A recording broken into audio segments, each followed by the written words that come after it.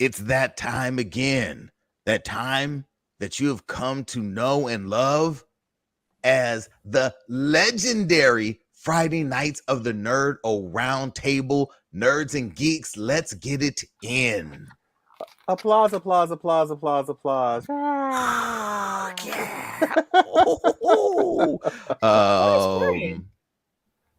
yeah. No Ryan today. No Anthony today. It is just the four of us. Dr. Liz from the freeway. How are you doing, good sir? Hi, everyone. Good lady. It's okay. It's okay. I'm not offended. No, I'm in my mind. I'm going in a different order, but I'm looking and talking to you. Tom is talking Cunningham, but it is good, brother. Hello, everybody. And back from a week sojourning in Vegas for the NAJB. Mo, how is it out there? No, it is still going on. It's still a happening place, and I'm not a person who gambles, so there's not too much for me personally, but there's plenty going on in the city. I heard it is a who's who of everyone in Black news media. That's right. I'm so gonna go next year. Oh yeah.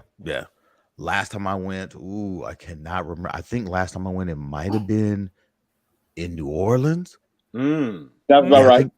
I think it was in New Orleans last time I went, but that was when I was in music radio. Okay. This has been a really, really good week, if only because at long last, that we have been chatting with, talking to, hanging out, so to speak, with the director of the brand new 20th century Hulu Disney Plus film Prey. Dan Trachtenberg. Well, Hulu. Oh, Hulu. It's all those credits because it's all under the whole same family. The whole banner. It's the whole banner. Mo, you got to see it last week, an exclusive elbow rubbing event with the director. Were the cast and crew there as well? No. It was just a press screening. Okay, just a press screening. Okay, nice. So was it in the theater or is it? I saw it in Burbank at the Burbank 16, and it was an experience, if only because seeing the movie, I did appreciate being in a theater setting because the sound design for this movie was fantastic and it was very intentional. It was an enjoyable ear experience, if you will. And so, that's something that I don't know if it can be duplicated with a home surround system unless you've spent thousands of dollars. Right. But you could hear the difference, and you could hear that this was very intentional. And it was one of those experiences where you want the whole 4K surround sound where you could 4-dimensional, where you hear the sounds moving around you in a 3-dimensional sense, which made the experience all that much more enjoyable. And I can see from that would probably be my only thing. Go ahead. Yeah, and at first, even when the snake ate the little thing, I was like, "Oh, that'd be cool in the theater." Yeah, the mouse eats the spider, and the spider. I mean, the mouse gets eaten by the snake, and then the snake gets. I mean, it's predator. Yeah. The snake gets predator. I think for me that might be my only gripe with this film, is that I did not see it on the big screen, and I really believe for the first time in a long time within the Predator film franchise, this is the first one I think is deserving of the big screen. This film, for me, from beginning to end, this was a real Predator story. Simple story, a story that we've seen before. A young lady wants to hunt, but in her tribe, in the Comanche tribe, that is not what young women do. They want her to, maybe focus more on being a healer. And her thing is, nah, I want to hunt. I love the line when she's in the teepee with her mother, and her mother asks her, "Why do you want to hunt?" And she says, "Because you all think I will fail."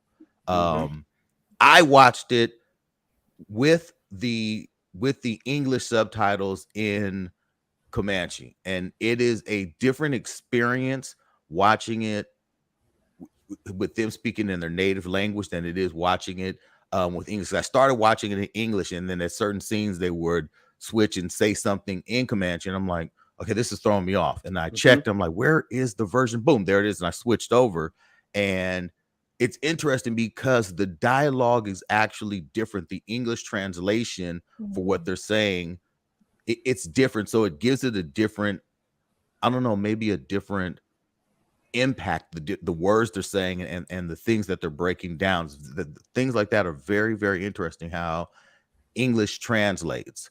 And I think it almost had a little more seriousness. Some of the things that they were saying to each other and the way the film played out differently. Even when it went to the introduction of the French trappers, that didn't necessarily translate. It was just, unless you speak French, like the subtitles were in French, and I'm like, I don't speak or read French, so the subtitles there weren't helping me, because I was like, okay, so I'm watching with English subtitles, but okay, so got it. You just don't want to know what they're saying. They're obviously saying something that was real jacked up. It really, it was what you would expect, this little savage. And at one point when most of them have been killed, and the dog is one of the few things that's left at the camp, he basically says, well, what about the dog? And the guy says, sorry, dog, I'm about to kill your ass. And then, that ends up not happening. One of the things that I really, because I agree with you, Twala. Since their lips were moving in English, I watched it in English because, like when I watched Squid Game in Korean with subtitles, because I didn't like. Well, first of all, I almost always hate the overdubbed voices, and to your point, the overdubbed voices are almost always very different from what they're actually saying. And so when you're watching a foreign movie and you're looking at the English subtitles, that's always, generally speaking, a lot closer to what the original author intended or what the actual actor is actually saying. And so, but because they were speaking in English, I was like, okay, so this is the conceit. We're supposed to understand when the French guy says, I speak many languages, you're Comanche. We're supposed to understand that was him speaking Comanche and not him speaking English, even though he has a vague French accent, blah, blah, blah. But the thing that I really enjoyed about this is that, once again, the setting is in nature, like the first movie. The sequel was set in like the quote unquote urban jungle. And so it wasn't the same.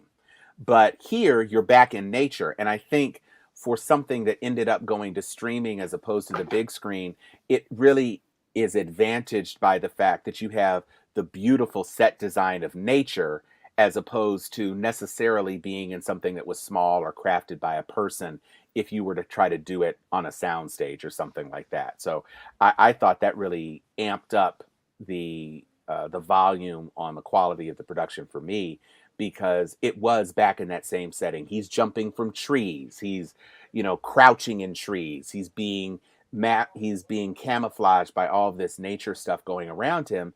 And then it just makes the close combat fighting, when they're in these sometimes open spaces, but sometimes very claustrophobic spaces with the big trees. It just worked for me all the way around. I think the fight with nature was the best too. Him fighting the bear. Wow. Yeah, the bear was awesome. I'll be quick because I don't like movies like this. So I do think that I thought I was taken aback a bit that there's not really a big intro. They really jump into the story, and it's kind of like this quick, like there's no cutoffs, there's no like LARP. It doesn't feel like there's a lot wasted in the beginning. So I thought that was a nice little touch, because the storyline was instant. So I was like, okay, I can appreciate that. And there were moments where I was like, oh, I really would like to see this on the big screen, because it's horrifically disgusting. And I think that this would be perfect to see on a big screen in my face, so I could be even more disgusted than just at home. And at first, when I was watching it just on my iPad because I have kids running around, and I was like, I want them to be thoroughly disgusted. So I was listening to it, and I could hear, and so you could hear part of it. And I was like, the moving sound in my ear. I was like, okay, I like this, and this is pretty cool. But like I said, I don't dislike it. It's not my genre, but it's Did you ever watch the other films, Liz? yes, like this. Okay. Oh, no, okay. So you were putting war paint vis-a-vis your fingers across your face. Yes. Interesting. And that war paint thing is so annoying to me, but that's not my business. It's not my culture. So I just, throw that away.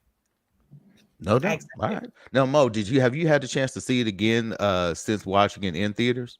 I watched it again today. I thoroughly enjoyed it. And to everyone's point, it's a different experience watching it on a laptop as opposed to in a theater. It's a very dark movie for the most part. So seeing it on a laptop is going to have a very different feeling than seeing it in a theater where you're going to have a better contrast, I think, so you can see all the different elements. And I think something might get lost in translation. That's my only fear, if only because if you're watching on a laptop as opposed to a very big screen, and since it is very dark for most of the movie, or at least for the important parts, you may miss certain things. But other than that, I enjoyed it because I really know the original Predator movie up and down, line for line, scene by scene. And so I can notice, and I did notice, certain things that were not necessarily taken, but they were an homage. It was a callback, Easter egg to the original, certain lines, certain placing, certain scenes, where it's like, oh, they're making a direct reference or they're making an oblique reference. And I enjoyed that, which says that Jan Trachtenberg was saying, like, okay, for the real Predator fans, you'll get this, you'll catch this. And I can say this when they said if it bleeds, we can kill it. That's direct from the first movie. There's at the end where she says, come on. What are you waiting for? That's directly from the first movie. That's basically saying, no, this is firmly ensconced within the Predator franchise universe. This is not some offshoot. This is directly connected to the Arnold Schwarzenegger universe, Predator franchise that we all know and love. And tonality for me is very important. It was serious from beginning to end. There were some lighthearted moments, but there was nothing slapstick about it. There was nothing funny. There was an air of urgency all the way throughout. There was real danger throughout. You didn't necessarily know who was going to live or not. I thought the brother was going to live going into the meat of the story. He didn't make it. So there were some nice surprises for me. Yeah, that was one of the tricky parts for me with the indigenous actors. I know when she was on her own and had been trapped with the foot thing, and she raced into the tall grass, I thought that was her brother because he had the paint on, and I couldn't tell because he wasn't on screen very long, and then he got killed, and I was like, oh, wait a minute, they can't kill him. And then the brother showed up again. I was like, oh, okay, wait a minute. So now I'm just confused. But well, no, because that was one of the guys that she was with. Well, I realized it. I realized it after, but I was in the moment. Same thing happened because he got killed, and we don't see his face when he gets killed. It's just like this big messy blood spray, and I was like, "Damn, they did the brother dirty." But I really did like the way that this is the first Predator film that is centered on a female protagonist. So you had that one Latina in the original one. Correction. If you believe the Alien versus Predator movies, there was a Sanaa Lathan movie in there. No. I'm just saying. No, I get it. I'd like to, but I can't go. But no. No, fuck that. So to me, it goes Predator and then Prey. And then some other stuff that's some non-canon bullshit. So I really liked that instead of the beginning of this movie being a whole lot of macho posturing, or even the posturing of what the other young men in the tribe were doing, it's her practicing, and she's throwing that axe, and she's good with it. She's on some Black Widow shit with, axing the stuff and yanking it back and throwing it again and yanking it back and making an X in the tree. And she notices stuff, and her brother calls her out on it and says, you notice things that I don't see, you always have, and you had the strategy. And then when she gives the Frenchman the little drug to kind of ease his pain and it cools off his body, she observes the predator and understands. She doesn't necessarily understand why the medicine did it, but she understood that he couldn't see him because of something that the medicine did. Yes. And so that really made her, because even in the Schwarzenegger thing, the very prominent indigenous character, Billy, also from 48 Hours, he was the one who kind of inherently understood what was going on with the beast. And so I thought it was really cool that they centered this one in indigenous culture, and that they bring this female protagonist in who represents the same sort of characteristics that made the first film so engaging in terms of what they uncover about the beast. Now, Tom, in my conversation with Dan, he did specifically mention that this was born out of not being able to see the scene between Billy and the predator. And he was saying, I wonder what that would have been like. And I asked him point blank, is there a direct connection to Billy in this movie? And he leaves it up to our own interpretation. But I do suspect that if we want to get into the weeds, that these are probably the ancestors of Billy. I would have to agree. I think it doesn't make sense for it to be anything other than that. Yeah. Because, when you're creating something, this franchise is what, 30 years old at this point, something like that? 35. Yeah. 35. And so there was that original one, and then there was Predator 2 with Danny Glover, and then I think wasn't Aliens versus Predator next? Was it next? Yeah. Alien versus Predator, then Predator, Alien versus Predator Requiem. Yep. Oh, right. And then you had the reboot with Trevante Rhodes and The Predator. And then this. So Predators with Adrian Brody. Predators. Yeah, there you go. Forgot about that one. That was actually good. I really appreciated how the technology being stripped away from this took it back to this person who, according to the rules of the first time we met the Predator, should have been killed. Ben should have been killed.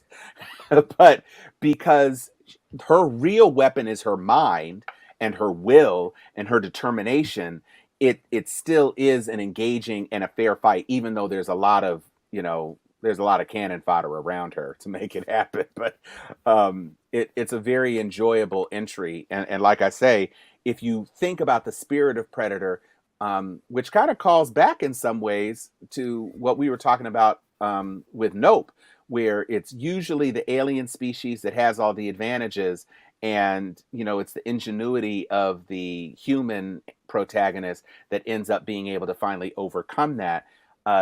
This is reminiscent of that same sort of thing to me, and so I really responded to it very positively. I think one thing, to your point, Tom, that really made this film work to me, because going into it, I know a lot of the criticism, a lot of the thought about it was, how on earth is something as quote unquote advanced as the Predator going to, be able to be held off by a Comanche tribe, no matter how many, warriors you throw at him. From what we knew about the Predator, he's just sliced through all of them. And I love certain things that they put in the film to give you the idea of what it was about when,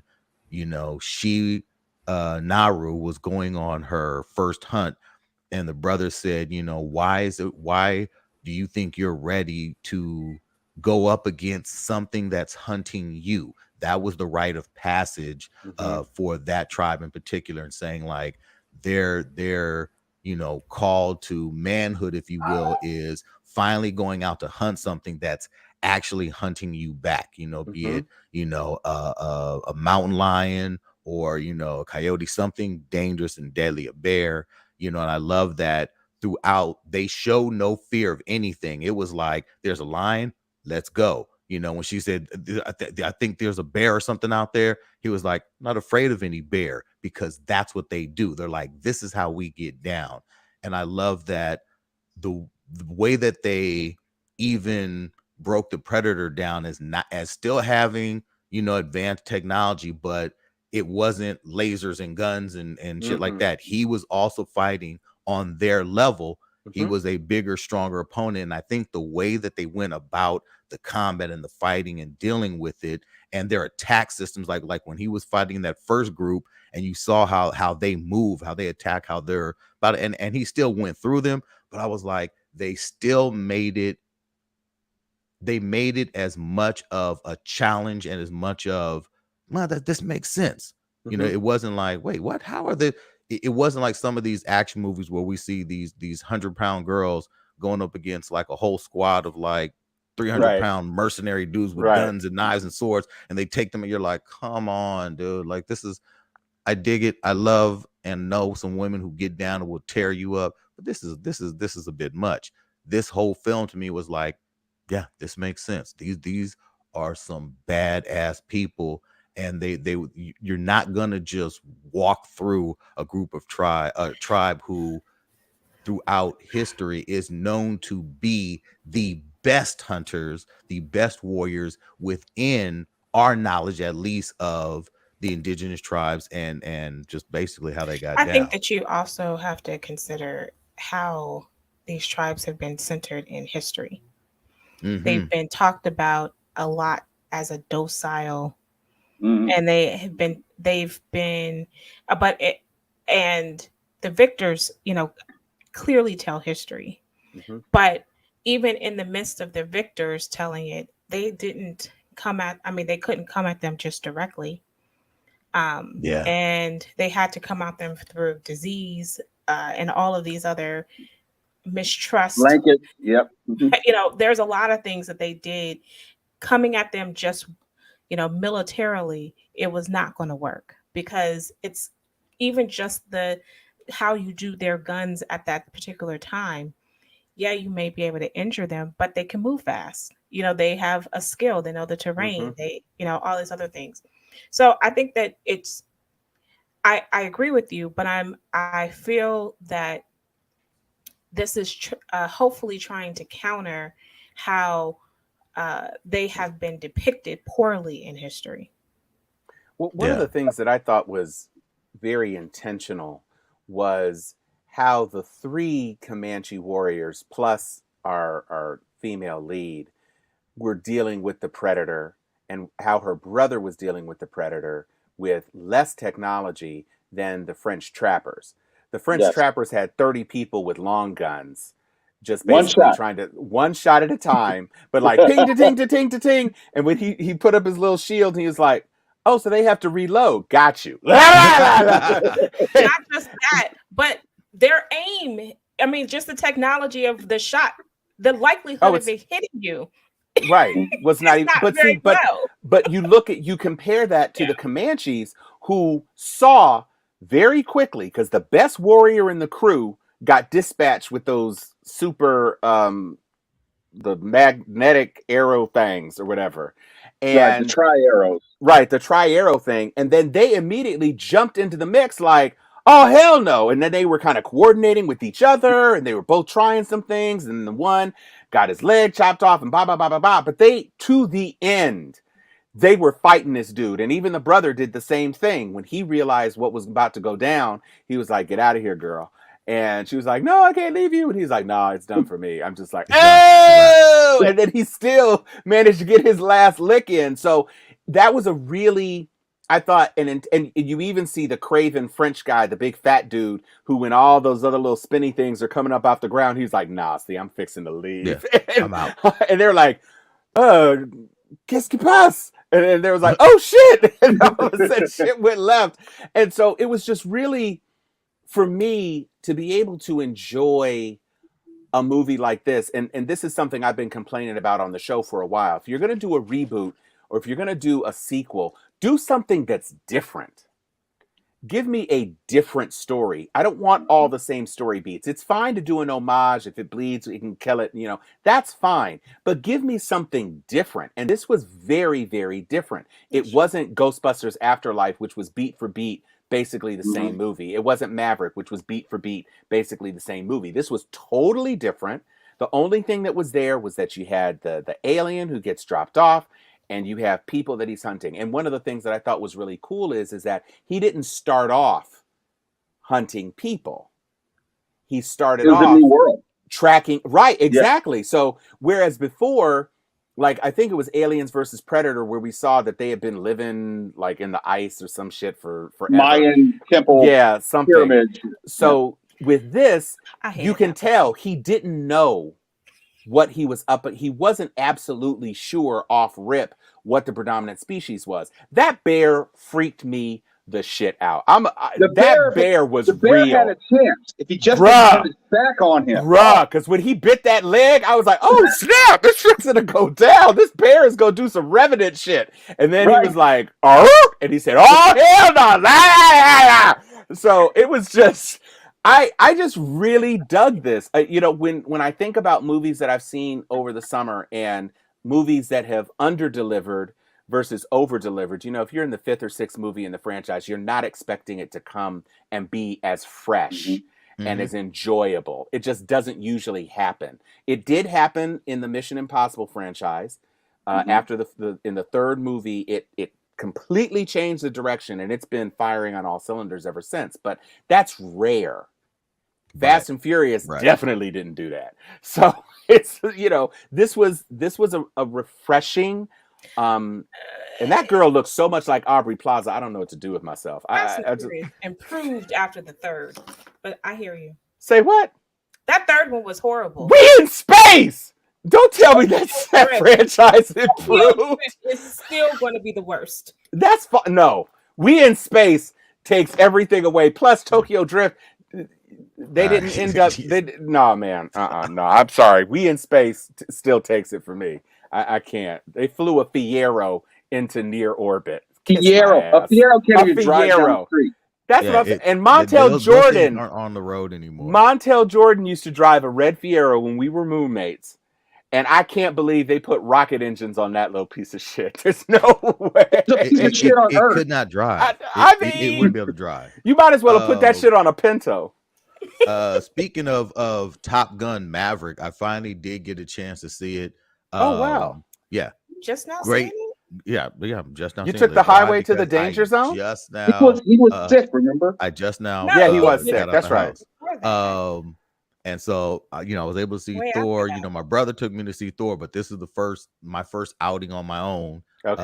Yesterday, and I was able to go and see finally Top Gun. I couldn't take the pressure of not seeing it, and loved it. I thought, it picked up where it left off. The only issue I have with this film I knew it. I knew he was going to do the Kenny Loggins dance. God damn you, Mo.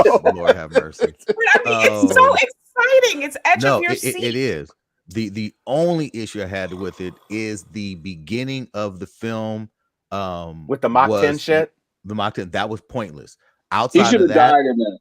No. Beyond dying, that had no point or place in the film, because at nowhere in the film was going Mach 10 necessary. At nowhere in the film was the challenge between them saying, hey, we have this mission and we need to know if we need to send an unmanned vehicle versus a manned vehicle, which was the whole thing with the Mach 10 situation. It never went back to that. If they were smart, this film would have started with the same, going into the danger zone, whole montage, flying around, seeing everyone on the ships, bringing us right back into the zone. They could have zoomed in on the Top Gun program, showing us all the Top Gun people on the wall or whatever, and then zoomed in on him, on Maverick and Goose, and then zoom in on Maverick, fade out to seeing Maverick working on the plane. You could have just had someone go to the damn hangar in the garage, say, Maverick, we need you back, and then they could have explained why he wasn't. Yes, they did. There. Part of it, they were explaining that he was still a competent pilot who was refusing to get promoted and then just out of the Navy. They could have said that. They No, didn't have to do the. They did no, say that, I'm but saying, they but you also didn't need that Mach 10 scene because he I also blew think up it a was $1 billion cool. damn plane. I think No, it The was but plane was $1 cool. billion. It was a Let's get 'em. daredevil. He was cool. It was a cool moment. Daredevil. No, I He get that. takes risks. He He's But to flew me, upside that down. movement I'm just wasn't telling you, as that's dope what the as. purpose of But that. no, but that move. That's not what you that said when you Daredevil first saw moment, it, though.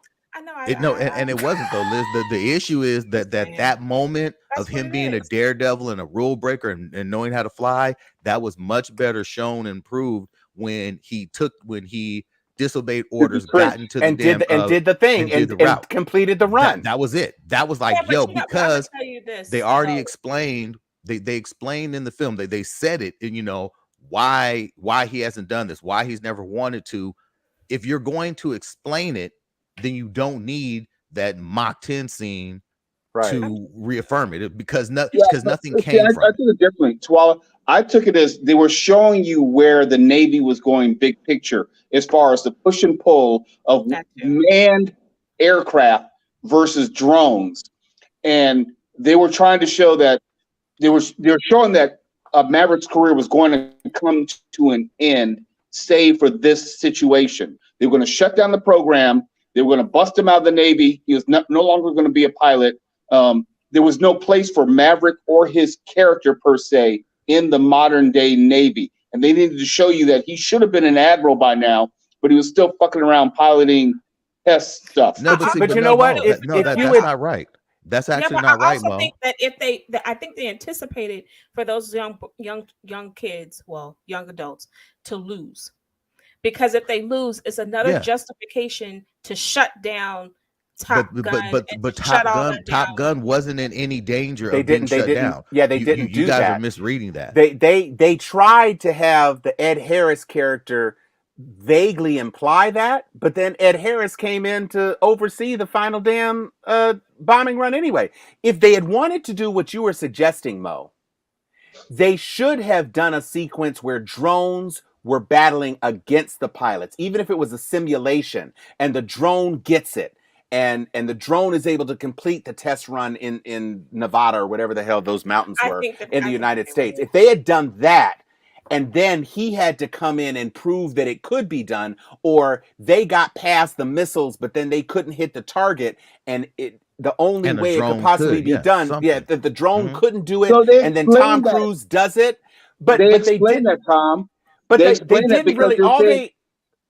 They said the drones were not going to be maneuverable enough to deal with the anti-aircraft missiles and that kind of thing. That's why they needed pilots to be able to fly fast enough through the chasm. MacGuffin.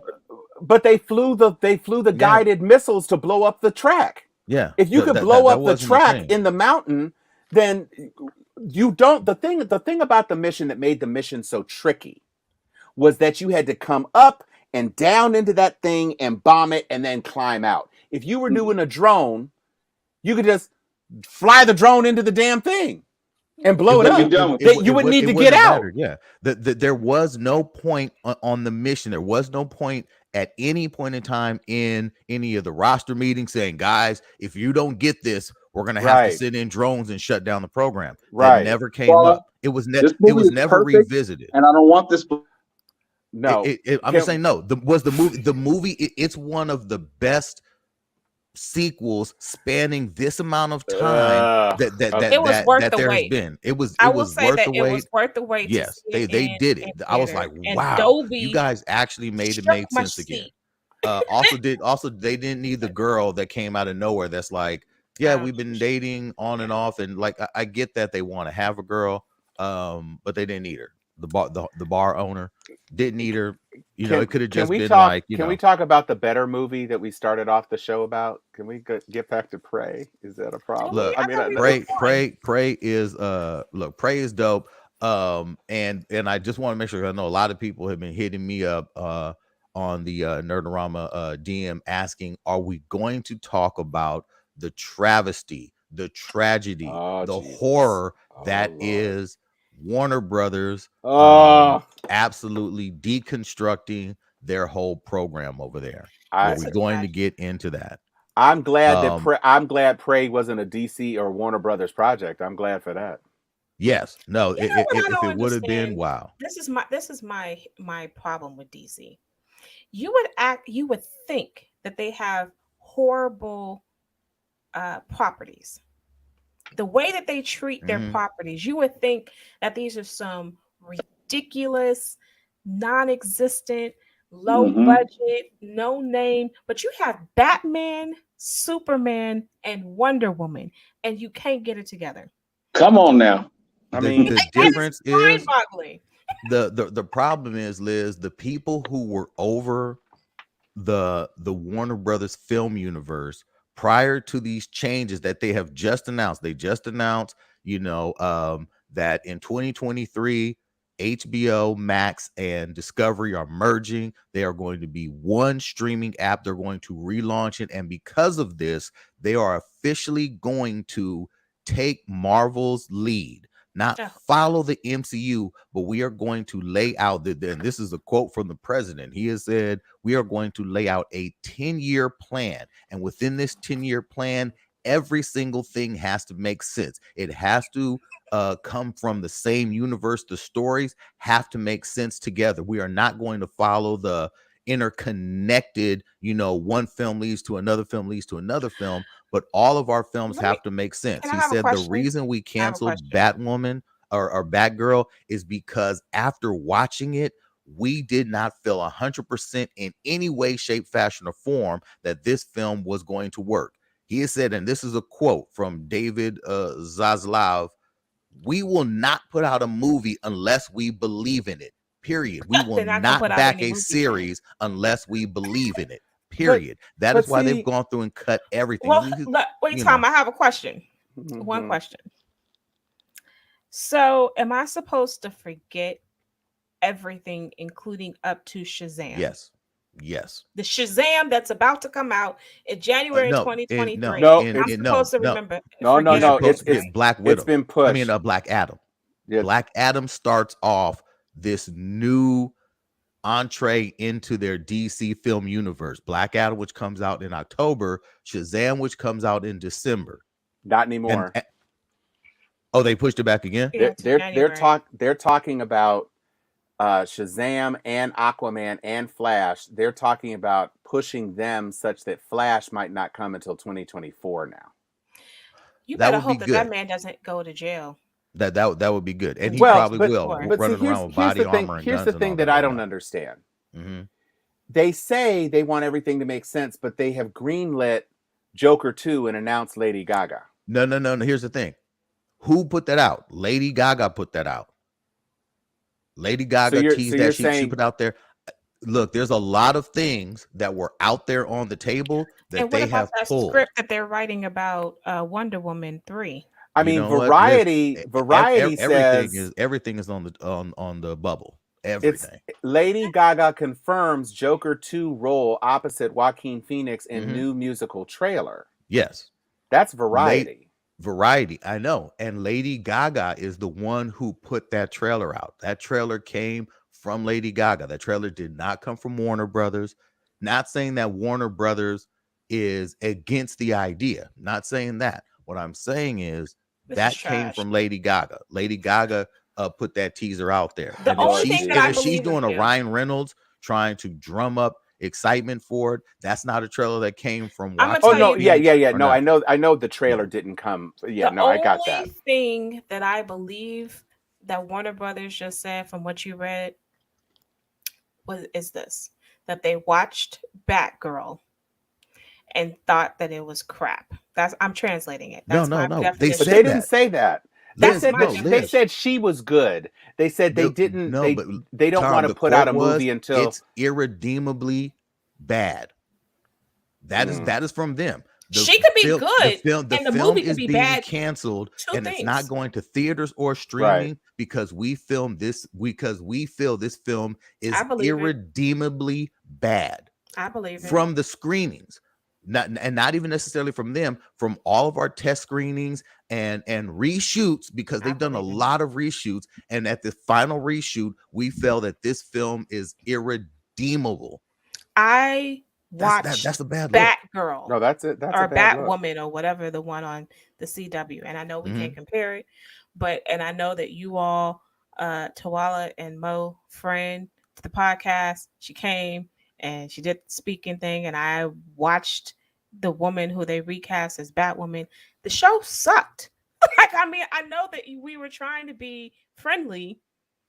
No, but all of the shows, all the shows in the end, all the shows in the end on the CW, which I also believe that they gave up on the CW, which is because the CW is being sold, and all their properties are going away. So it's no surprise even that this is the final season of The Flash, which I stopped watching. Woo! I don't even know what's happening in it. They just handwrote the script. They're handwriting the script. Yeah. Last time I watched it, I was really like, I don't know what's happening here. It almost looked like it was being produced during the writer's strike. And they're just like, just roll, just go. No, Barry, okay, but someone say the line. What you all don't understand is that while they were on set, the writers were like, "Y'all got my text." Grant, that no, you're not talking to him. You're supposed to be talking to Iris. Look at your text. Iris was like in only like 2 or 3 episodes in the whole season. That's because she was running around. She fast now. Yeah, she out there. Leave her alone. No, it's fine. I just but right, and you know what? She never had the indignity of having hot dogs flashing past her face because Ezra Miller blew a glass window out in the Justice League extended version. So there's something to be said for that. I just, I think, and I've already said, I think Black Adam is a great hard reboot. I think Dwayne Johnson is perfectly cast. I think it's exciting that they're bringing in so many Justice Society characters. I'm really glad that they have, after having a Hawk woman be Shiera, that's about as black a name as you can get in these DC streets. You got Aldous Hodge as Hawkman. And so I'm good with Black Adam. I was not a fan of Shazam, so if Shazam goes away, Power Rangers, because Fury of the Gods doesn't meet their threshold or whatever, I'm actually fine with that. A herdless Aquaman is perfectly inoffensive to me. I'm fine with that too. But if you don't have a path forward on the Trinity, I don't see how you think you're rebuilding DC films. How do you do this without Batman? But that's what I'm saying. Batman, Wonder Woman, Superman. If you don't have a plan for them, that's the whole Trinity. All the rest of this doesn't make any sense anyway. You're sitting there talking and stuff. Either confirm Cavill and get him a better suit, or recast him. Either decide you're going to go with old ass Batfleck, or go with the new one. Not this not shiny vampire guy, Pattinson. He's fine in that own thing, but if you're telling me that you're trying to make sense, you're trying to have a uniform universe that actually works together, what you can't do is have 2 separate Batman universes and then a continuity universe.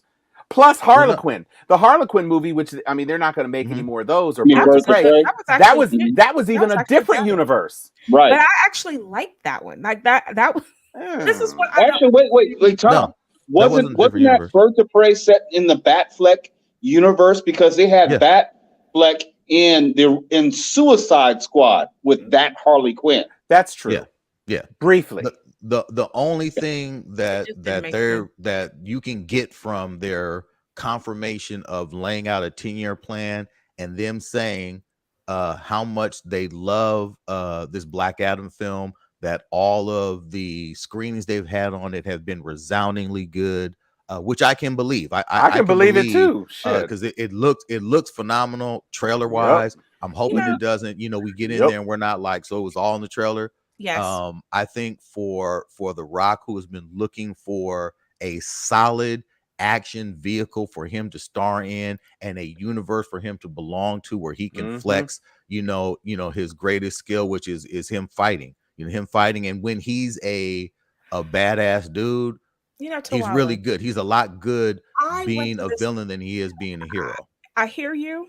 I went through a list of his films of like, oh, he's good. And I started going through and I was like, no, no, no. I've just been supporting mediocre films with The Rock. Yeah. Like, and Look, I was like, I can't pick look. out I'm not going to one challenge that. Look, Rock everyone knows I'm a film. hardcore Rock I, fan. look, I like the Rock. I've watched them all. Yes. And I was just like, this was bad. This was bad. And if it Skyscraper wasn't bad. Who? San Andreas wasn't bad. You got to go. You mediocre. got to know what you're going into with the Rock. That's You right. got to know what you're going into. That's not good sarcasm. No. like, That was horrible sarcasm. I will just say going that, back, and if it wasn't him, then that would have not made any money, because all of them only made money because of Rock, because those were bad. But let's be clear. That's the point of Hollywood. What are you trying to do? Are you trying to put out money for films to make money, or what? He is a star, and those Jumanji films made $1 bajillion. Yep. Jungle Book was a bad movie. Jungle Cruise. Whatever. Yeah, no, that was Jungle. horrible. Whatever. It was a bad movie. The Jungle Book actually wasn't bad, but no, that was the live action. The CGI one. I like the live. It's not the same. It's not the same. The one that Favreau did. Yeah, that was really good. Yeah, I liked it. No, I enjoyed the voice work, and of course you miss the songs, but it wasn't supposed to be like the way the Lion King was with the songs, and even Lion King didn't have all the songs. So, he is a star. I'm glad. I will say this: when you compare The Rock to the stars of the 80s and 90s, so Jean-Claude Van Damme and Arnold Schwarzenegger, neither of whom had any acting talent and barely any charisma. Stallone, everybody, Chuck Norris. He is at least a charismatic guy who can balance equally and well true comedic timing and unvarnished action. None of the other action stars of the past have been able to do that. But he can do it. He is just as at home in a stupid Kevin Hart movie, making people laugh and smiling and with the big eyebrow and all that shit, as he is absolutely fucking kicking ass. And in Black Adam, he looks amazing. He did one good movie, Moana.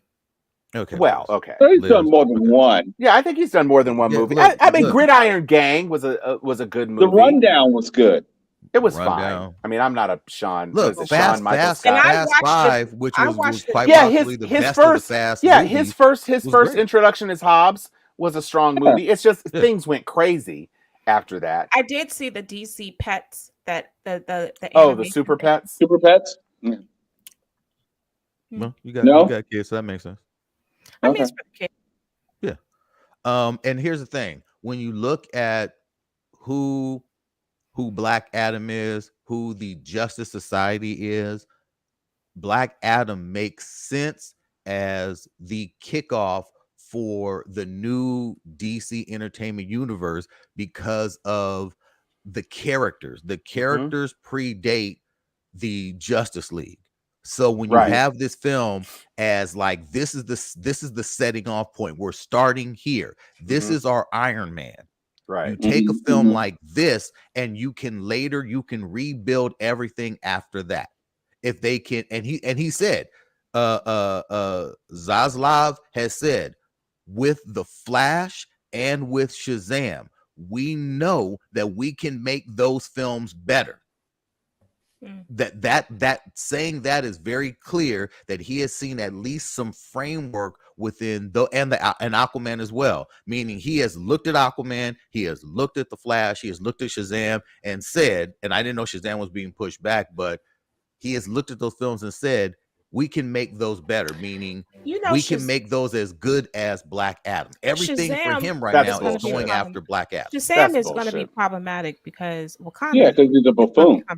Yeah. Well, that's really the reason. Well, they say that they moved it from December because they actually believe that Avatar: Way of Water would kick its ass, which I'm not so sure. I'm not sure either. I think Avatar is one of those movies that the visual spectacle of it drove all of the money. And then in retrospect, people were like, what was this about? Now, I didn't cotton to the whole Fern Gully in space thing. I didn't buy that. I actually liked a lot of Avatar. What? No, I did. I did. I didn't like the lead, but I liked the aliens. You didn't like Jake Sully? No. Sam Worthington? No, I Very did You not didn't like like much Sam so. Look, Worthington. Tarzan in But space? to but me, I Tarzan. To me, The but Last I Samurai. did like Yeah. the Navi, and With, with I their liked. dreadlocks and braids? I mean, I am not looking forward to this, I but I all do I know think is it looks amazing, and I am ready to go see Avatar: Way of the Water on my Hmm. IMAX laser screen for a ticket that will cost everybody else $25.95, and it will be included in my A list, and I'm great. So I don't care. I'm good with my $23.95 a month because I see whatever movie I want. I don't even blink about it. I'm gonna go see DC I just Super think Pets first showing tomorrow just because I can go and see it's it. not terrible. It's I not don't terrible. care. Though. It's not terrible. But I honestly think that the issue is at the end of the year, you do have Wakanda coming out that's just going to crush everything, Yeah. and then you have Yeah, Avatar that is great going point. to be on the back end of that. And how are you going to compete? Well, I but mean, that is the Black point. Item is going to be hard. Is going to be a nice little push off. But I'm gonna be honest, that is not going to be my. That's not my top priority. My top priority is going to be Wakanda. But that's why they have it. That's why it's releasing a month before. Yeah. Hmm. Yeah. All of the Black Adam steam, nobody's anticipating. Well, they actually know Wakanda is going to destroy anything that goes Any up and against everything. it. There's Yeah. Yes. not going to be anything. Nobody. And they, I think DC rightly interpreted that given the release window of Wakanda, that is going to have legs because it's the last Marvel Through the movie. holidays. It's going to Yeah. be the holiday anchor. It's going to go Mhm. all the way. Yep. Absolutely. And black people going to lose their natural minds. They're going to be in them white outfits every weekend, 4 Right. weekends straight. What do Yes. you mean they? We. We We gonna be. it's gonna be fish We fries are part on the of the sidewalks outside of AMC. People gonna be set. I mean, I'm telling you, they gonna have straight church fans tailgating. with Black eyed goddamn peas for T'Challa the new on year. it. I mean, you gonna have chitlin plates and fried chicken and po' boys. It's gonna be a whole vibe. Yes. Fuck around and try. Because I'll tell you right now, they ain't gonna be done with the AMC Topanga. They ain't gonna have all them food courts and everything. People gonna be in the damn valet circle with Wakanda t-shirts. Yes. Oh It's yeah. gonna be everything. Yes. I was going down. Dashikis and shit. Yes. It's gonna be the whole thing. They're gonna have pop-up Wakanda popsicles. They're gonna have everything. It's gonna be I'm already getting the ads. oh. Say, get Oh, your yeah. Wakanda gear. Mhm. I'm Oh, yeah. already getting it. Check out Dion Yu. If Dion Yu doesn't have a Wakanda Forever line of all white outfits by November, I know something. They got to get their marketing together. You best get them African Something. outfits here for real. Something. I mean, come on. Outside of all this greatness, what are y'all watching? I finally watched Stranger Things. I watched it top to bottom. I over Monday, Tuesday, Wednesday, watched all 4 seasons. Oh wow. Okay. Really like it. I really, Okay. really like Stranger Things is great. First 2 episodes, I was like, huh? What is all the hype about? Third episode, I was like, oh shit. Oh And I yeah. was hooked. 4th season, I did not like as much only because, and it was good. It was really, really good. But what I liked about seasons 1 through 3 is you had different groupings within this crew, within this Hawkins crew, and everyone was, may have been working on separate things. They were all fighting separate, but in the end, it came together to all fight one thing.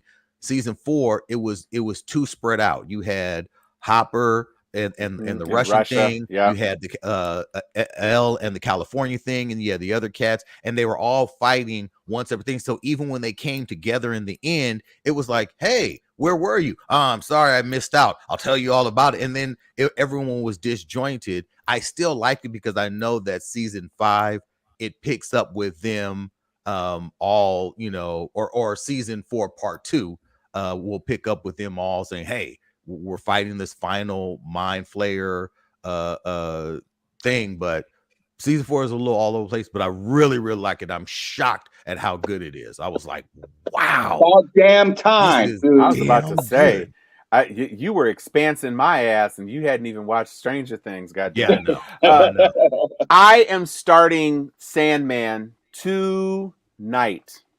Okay. And I am looking forward to Day Shift for next week. The Jamie Foxx Foxx vampire thing. Yep. Oh yes, Yeah, I they just did the can't premiere wait. for that. Yeah, And that Snoop. premiere was tonight, I think. Yeah, Snoop's Snoop in and it. yeah, I'm the Sandman I think is going to be really good. I'm on the 4th season of Star Trek Discovery as well. I came to that party late. And then of course there's Strange New World. So I'm gonna be in honor of Nichelle Nichols. I'm gonna finish Star Trek I want to see Discovery Pickard. this weekend and try to get into Strange New Worlds because that's a little closer to her time. Nice. What about you, Liz? It's Apple TV. Okay, Of course so it is. Surface came out on Apple TV Plus, and I must say it is so captivating. I I am so stuck on the story. I really am annoyed that Apple TV doesn't drop more episodes and it's just once a week. Like that is just the most infuriating thing. But because Surface has me trapped in the story, it reminds you of there was a story on, we didn't talk about it on HBO, but there was that story on HBO. It was that 4-part series where she kind of loses her memory, and it's similar to that kind of same space. Wait, Anyway, what's yeah, we happening? talked about it a long Someone time losing their ago. memory? Yeah, we What talked about show it. where someone's losing their memory? It's this show, Twala. We're It's losing this our show. memory. Yeah. I'd have to look up the name, but it was didn't know that she was married to this guy or boyfriend and girlfriend, and she found out that she was raped, and it was a nice little mystery story. It was a 4-part series. So this Surface is a remnant of that kind of aspect of the storytelling. It's a fascinating show. I enjoy it, and I already told you guys I watched that documentary about Woodstock '99 on Netflix that just dropped. Trainwreck. That is crazy. I don't know if I can watch anything about people slipping and sliding and being all on top of one another with monkeypox going around. I'm cool on that. Yeah. That They did get monkeypox. sick. They did get sick. That monkeypox is enough to keep me. I don't want nobody next to me in the theater. Yeah. Get your ass away. Don't touch anybody. I don't want to touch nobody's seat. I'm gonna bring some plastic sheeting like it's about to be a murder room up in this bitch. I just stay away from me. Don't you be giving me your pox. Debbie, what you watching, Mo? Polio's coming back too. Look, I am all in. Not that I was never all in, but I'm really, really all in for Westworld this particular Sunday. It is fantastic. How many more episodes? How many more episodes in the season? I'm not even sure. We're on like 6 right now, if I'm mistaken. Yeah, Sunday, I gotta Sunday catch will up. Be 6. Yeah, I gotta catch up. It is so damn good. And Twala and I had talked about this. There was a departure where they had left, I would say, the theme park aspect of it to live in the real world for a season. But it was necessary to set up this one particular season where not only do they return to the park in a certain way, I don't want to give it away, but they flipped everything. Okay. Yes. You know, yes. the jailers have become the I was jail. telling Mo, I was like, dude, in this latest episode, your whole mind gets fucked up to the point where you literally go back and watch the last season. You're like, no, hell to the no. And you have to go back and watch the last season because they turn everything on its head. Everything you thought you knew, nah, man. Nope. Well, unless they bring Batgirl in for the final episode, I'm done. They might. You might as well. Shit, you got all them Gotham things. Well, I don't know why they haven't had Arrow World. You might as well get some supers up in this bitch. And the damn robots could do that shit. So. That's hilarious. And it would be dope. That would be dope. If they were to do something like that, that's some real cross branding right there. Yeah. I mean, when you think about it, what in modern times, right? If you were going to create a theme park for the super rich, what is more obvious than Superhero World? What is more obvious? That's what people would Cape World, whatever. Right. You get to run around, you get a bulletproof suit, you get to knock down criminals, you get to fight super villains. That would be what these egocentric assholes would want to do. You know, I don't know. I always think about the ultra rich and what their sick, twisted desires would be. And I always go back to it being debauchery, it being, sex island like Homeboy was running. Epstein. And Epstein. I always think that like that's what it'd be. And if Epstein could have given those individuals the opportunity to hunt people as well, that island would be popping. That island would be packed People. with the That was a ultra show. rich. That was a you'd TV have show.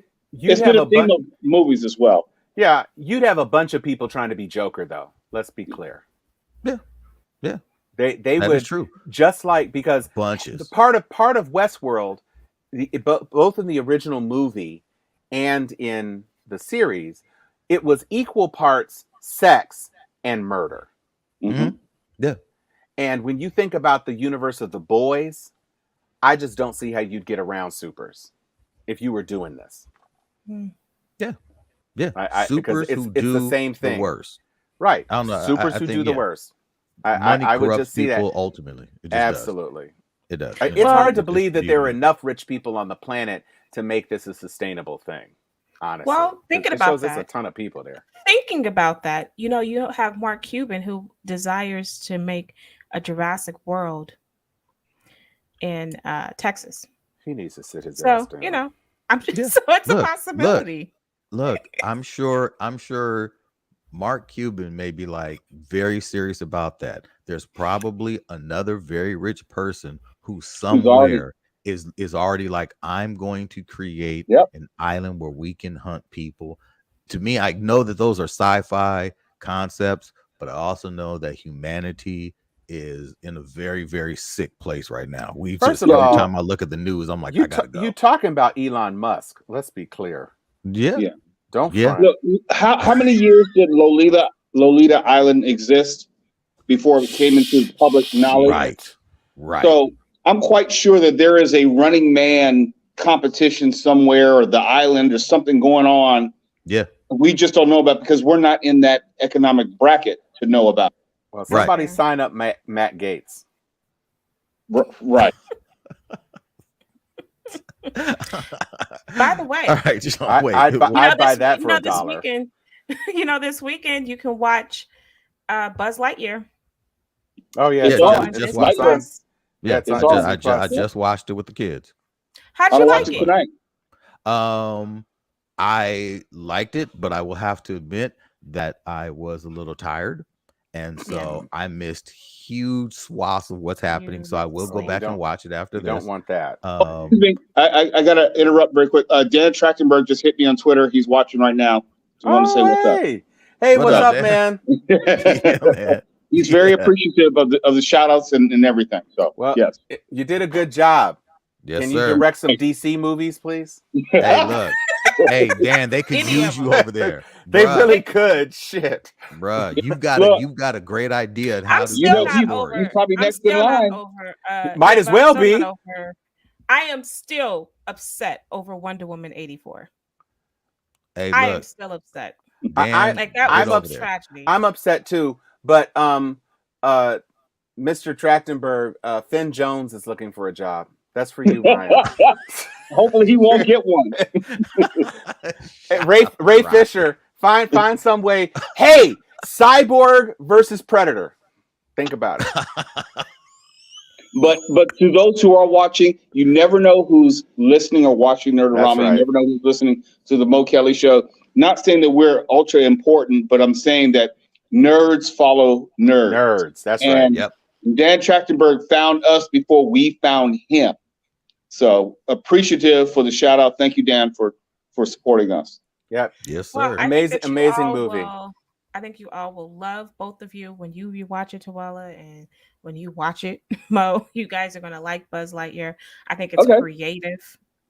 It's a creative way to give life to a toy's background story. Well, the TV show background story, I guess you could say, that created the toy. I think it's cool. From the beginning, I really liked where it was going, and I didn't fall asleep because I was bored of the movie. I was just tired. Right. It's long though, and it's a movie. They take it very serious from the beginning, from watching, and I'm like, oh, this is different. That this isn't a it's not Toy Story. And they make it very Right. clear in the beginning. They're like, this is a movie based on the toy that you came to know and love in Toy Story. This is the movie that inspired that Andy's love for that character. Right. And then from there, it is a serious movie. It has funny moments in it. It has jokes and things like that in it, but they take themselves very serious. This is a serious character. It's an action film. It is Okay. essentially Andy going to watch The Rock in a film. Mm-hmm. And if there was an action figure that, you know, from his favorite movie starring or Ryan Reynolds or whoever, that's what this would be. And I'm like, oh, that surprised me, because I was like, oh snap, wait a minute. This is one of those more serious action Pixar movies. And it's not, he's not the joke Buzz Lightyear that you've come to know. He's not like the funny character. It's like, whoa. So I like that. So that's why I know I'm going back to it. It's not something that I'm like, yeah, I fell asleep, I wasn't into it. So yeah, I'll definitely check that out. It's good. I Cool. hope that Sandman is good, because I also plan on getting into that. I pretty much Well, caught in up the on most comments, they everything I talked wanted to see. about it. Rocky said that the lighting and the coloring of Sandman may Yeah, not be that good. he says we might not be fans. That's what I've heard. Rocky Look, says. so far I've heard a lot of criticism. They've said that the series is as dry as sand. I'm hoping that's not the case. I hope it's not. God damn. No, seriously, that is a lot of the feedback. Sandman for real, because it is dry as. When I saw that, I said, "Damn, man." Okay, let's just keep it 100, right? A bunch of people saw that the lead character was Morpheus and figured that Larry Fishburne was going to be in them little ass pince-nez glasses. Let's keep it 100. So they're like, this ain't no goddamn Morpheus. Where the letter at? So, I have to watch the first episode. I've been waiting. First of all, I love Neil Gaiman anyway. I'll give Neil Gaiman a shot. I love his books. I mean, even Stardust, which is not my favorite Gaiman property, I still enjoyed pieces of that. And I absolutely loved the first couple of seasons of American Gods. And I love the books. I loved the sequel to American Gods, the book Anansi Boys. I love anything Gaiman. He's a genius. He's a modern fairy tale teller of the highest rank. Arguably the inheritor of like the Stephen King kind of mantle as far as fantasy and stuff like that. So I'm going to get into this. So we'll see. You know, they're doing a Stardust feature film. They already did a Stardust feature film. Oh, they did. I only read with that Michelle Pfeiffer and what's her name? Claire Danes, I think, was in it. And what? Oh yeah, they're doing another one, a reboot. I read a little while ago. 2007, Tom. Yeah, that was a while ago. Yeah, with Charlie Cox even. Blam. Yeah. Really? Oh yeah, it was basically the Michelle Pfeiffer's a witch. That's what they were referring to, because they were talking about it during their and I was reading on one of the comic sites that they were talking about it during Sandman, and from their discussion of it, they made it seem as if this was a film that was coming out, not that's out. Oh no, I've seen Stardust several times. So okay. I like I say, I like him. I'd love to see more of his stuff actually translated, since he's not like Alan Moore, who can't stand having his stuff translated. Not unsparingly. I mean, League of Extraordinary Gentlemen was trash, but hey, no, you're wrong. It. That was a good movie. It deserved a sequel. Johnny Depp, Sean Connery. It had a great cast. Wait, Johnny Depp. Dorian Gray wasn't Johnny Depp. Yeah, that wasn't Johnny Depp. That wasn't Johnny Depp. It was low rent Johnny Depp. It wasn't Skeet Ulrich, but it was not Johnny Depp. Who was it then? I don't know, but that was trash. The Tom Sawyer character, which was completely unnecessary. Nemo, I thought was fine, and I thought Sean Connery as Quartermain was fine, but no. You didn't That like whole, Home, but I thought the Dr. Jekyll dude was dope. I thought it was good, man. It was a fun I thought it movie. was good. I enjoyed it. not the whole thing. If you don't, I liked the movie. the Y'all go to third hell. act was anchored on a bukkake scene of the goddamn Hyde formula. Stop I it. don't care. It I was like a the movie and I watch nightmare. it whenever it comes on. Whatever. Watch it all the way through the end just to see the sand. It No. made dirt And shape what of the they grave. what they did with no, I can't. No. The Nautilus was a cool ship. Nautilus was You're a cool wrong. ship. No, it was. I said Nemo was great. Yeah. I like that His they his made whip was Nemo. Yeah, no. Look, I love Sean Connery. I'm a fan. I am. It was not enough. I'm sorry. Aw. I'm Aw. sorry. And Mina Harkness basically Harkless being a superhero, like that was not her role in the comic books. It just Well, wasn't. if they want to put her in it, and she's in a film with all these No, dudes I who's understand supposed that, to be dope, but you all know, of them don't even to have change it. but and you turn Dorian Gray into like anyway, I can't. We don't need to get sidetracked off No. that. All right. All All right, so next week is we'll probably all get a chance to see Sandman. Yep. We've got whatchamacallit coming out Day day Groot. shift. I Am Groot will have been out. Yeah, I Am Groot. Oh, and is the first episode of it's No, they No, pushed that back. That's to Yeah, the 18th. It's the 18th, right? Yeah, they pushed that back. They pushed Andor back. You know, they thought about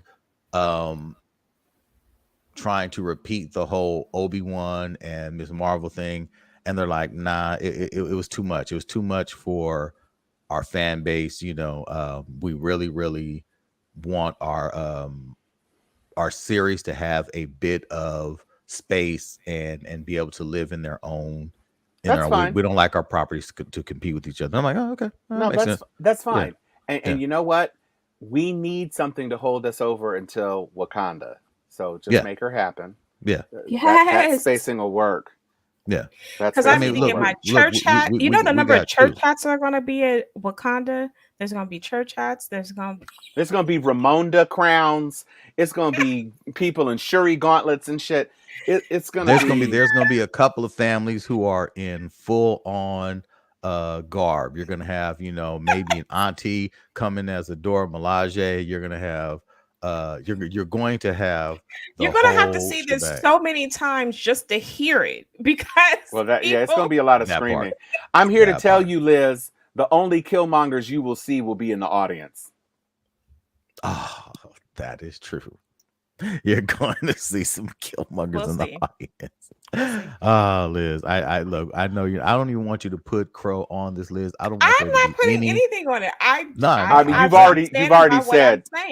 You've already said you're putting Crow on it, so okay, that's fine. That's fine. I stand by what I say. I have a friend who makes really cool custom cakes. And I'm going to have him watch this episode. Jeff Seastone, this is a shout out to you. Sweet Stone Cakes. Like vanilla. I don't like chocolate. The icing will be black though, because it will be in the shape of a crow. You can dye the color. I don't like licorice. So just in case it won't be licorice. No, it'll just be black fondant with white cake, with like a river of blood red jam. No, because the buttercream won't allow you to shape it into the full crowness. You got to have. You have to have it crowed up. Caca! We'll see. Shout out to you, Jeff Seastone. Yeah, we lost Mo. We lost Mo. Yeah, we're good. But the hotel Wi-Fi on that note, Wi-Fi sketchy. Then Liz, take us out. To infinity and beyond. Oh. Where is my Sandman suit? I thought you were gonna go with something Predator. Right. Excelsior.